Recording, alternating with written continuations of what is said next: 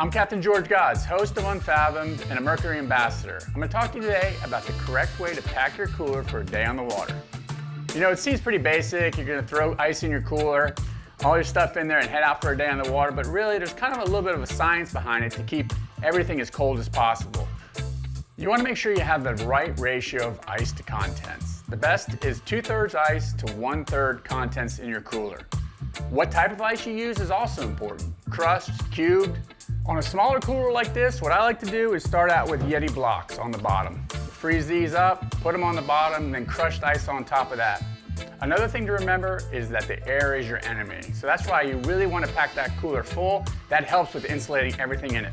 And once you get that cooler packed up, there's several things that you need to remember to help with that retention of the ice. Obviously, an enemy of the cooler and your food in the cooler when it begins to melt is that water. Nobody likes a soggy sandwich. So, you know, a cooler like YETI here has these nice containers that you can use to keep your food up, elevated away from the ice. Another thing you can do, Tupperware, sealable Tupperware. Just keep those things in mind on things that you definitely want to stay completely dry. Another thing is keep your cooler out of direct sunlight. Keep it in the shade, helps keep that cooler temperature down, and it's going to help as well. Once that ice begins to melt, leave that water in there. As long as your food is in waterproof containers, you're good to go, but that water acts as an insulation.